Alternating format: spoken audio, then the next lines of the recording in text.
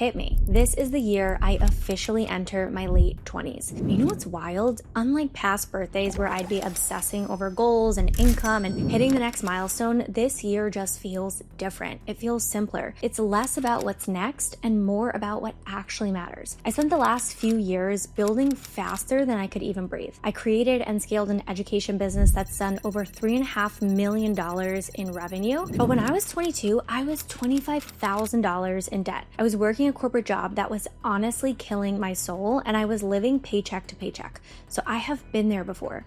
And today I want to share with you the 7 lessons that I wish I had known sooner, because they would have made me a millionaire way faster and saved me literally years of stress and heartache. So if you're in your 20s and feeling like you don't know what you're going to do, this one is for you. The first lesson is the foundation of all the rest. Everything else builds from here. And that lesson is you need to own everything. Let me explain. When I was 22 and miserable, I spent so much energy blaming external things.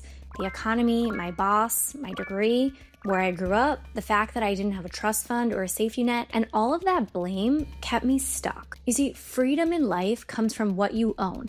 And I'm not just talking about a house or a car, I'm talking about the decisions in your life. Your actions, your habits, your outcomes. You choose what time you wake up. You choose when you go to sleep. You choose who you marry.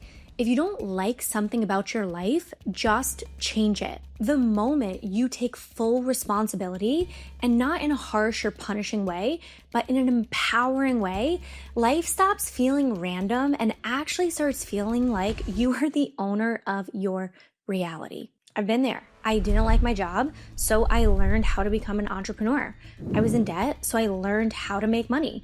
I didn't have the skills I needed, so I found somewhere to learn them, like YouTube University. And that shift from victim to creator, that's where the real power comes from. So look at your life right now. Where are you blaming the algorithm? Where are you blaming your friends and family? Where are you blaming the world around you?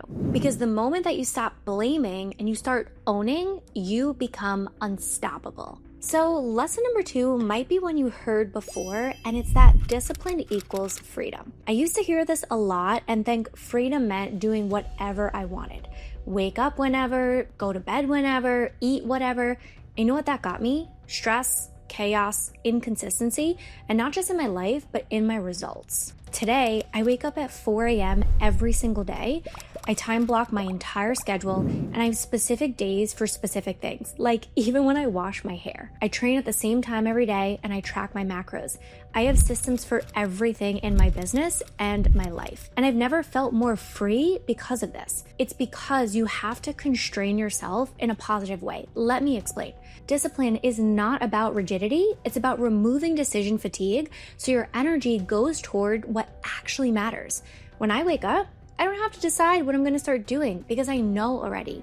When I sit down at my desk, I don't waste energy. I just look at my to-do list from the night before. The more disciplined I become, the more peace I feel. All that energy I used to spend on decisions now actually goes towards creativity, strategy, and most importantly, being present with the people that I love. So listen, if you think discipline is boring or restrictive, I promise you it's the opposite. Discipline is what gives you the freedom to build the life you actually want. So this third lesson almost broke me before I learned it. And that might sound a little bit dramatic, but it's true. When I first started, I wanted to do everything myself. You know that saying, if I want it done, I'll just do it myself. I thought that's what it meant to be a good entrepreneur. Work harder, more hours, and be the best at every single thing. But eventually, that mindset kept me completely stuck. Every major level of my business, the biggest breakthroughs, actually came from learning to delegate and work through other people. From hiring my first operations lead to bringing in expert coaches, delegating content to my team. You see, the third lesson is you cannot build an empire alone. Your growth will always cap out at your own personal capacity. This is what leverage is. It's learning how to delegate, to coach, and how to actually build things beyond yourself. Those are all the skills that personally did not come naturally to me. I had to learn them. I had to get really uncomfortable, and I had to trust people even when it scared me. And I want to be clear, once I implemented this, my business did not just grow, it multiplied. Because instead of me trying to juggle 10 things myself, I had a team of people doing each thing excellent. So if you're trying to do everything yourself right now, you have to stop.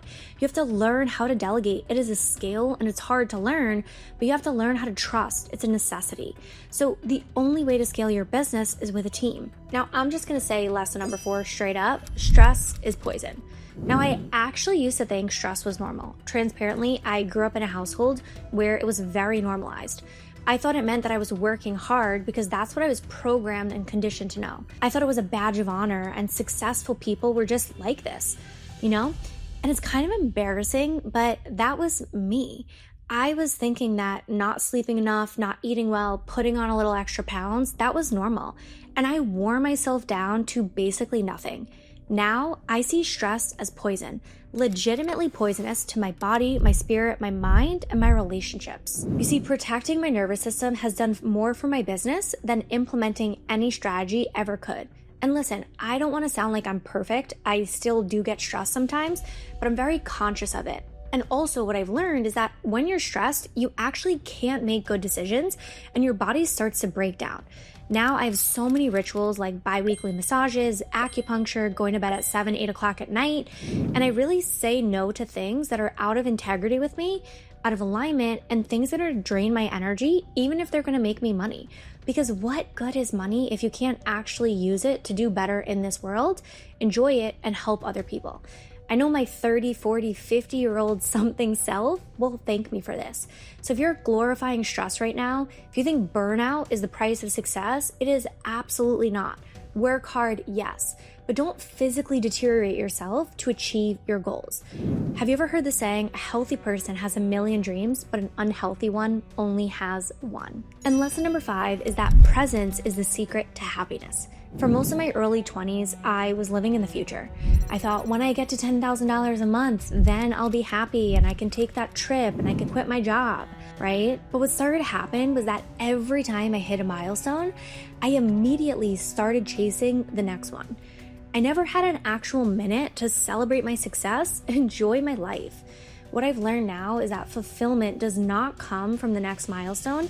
It comes from being present in the one that you're in right now. Because the more present I am, the more ideas flow, the more sales end up closing, and the more peace I feel.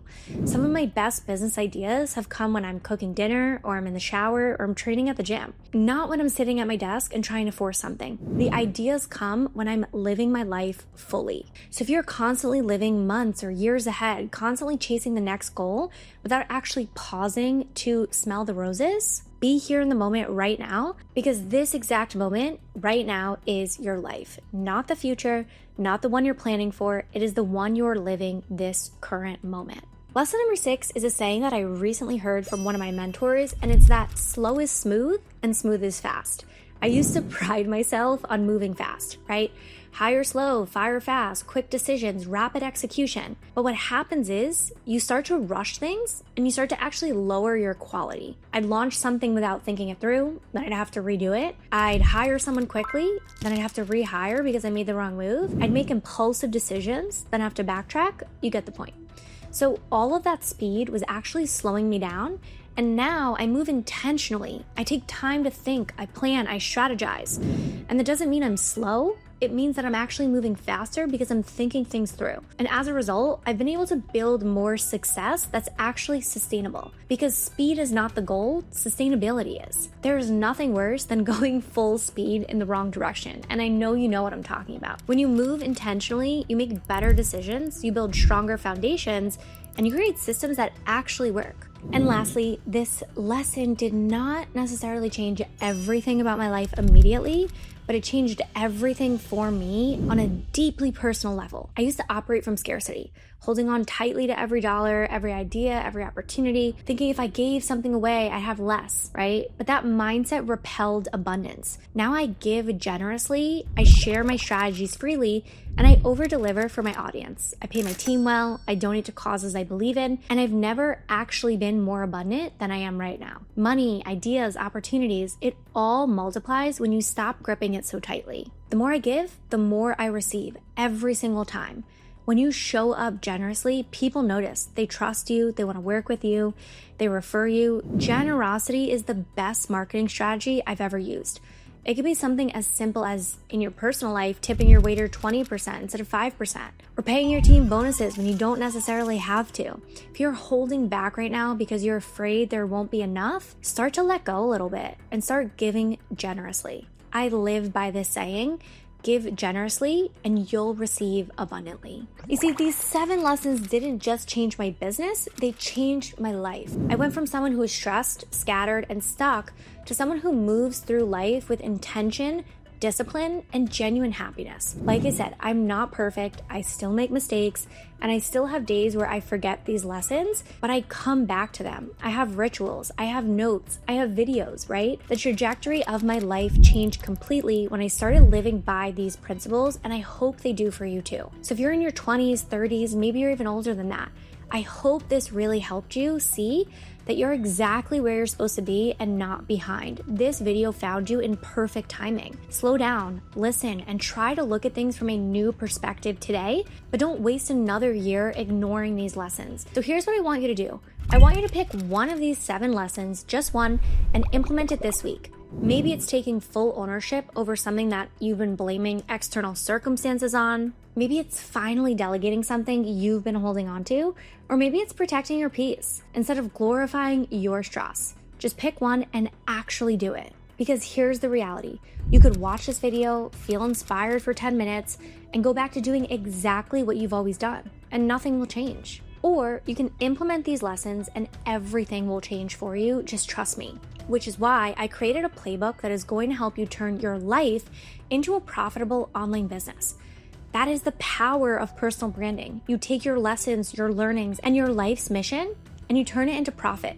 So there's a link in the description to learn more, but just understand your life is happening right now, whether you like it or not. It's time to stop being a passenger and start being a pilot. Own it, build it, make it count. I'll see you next week.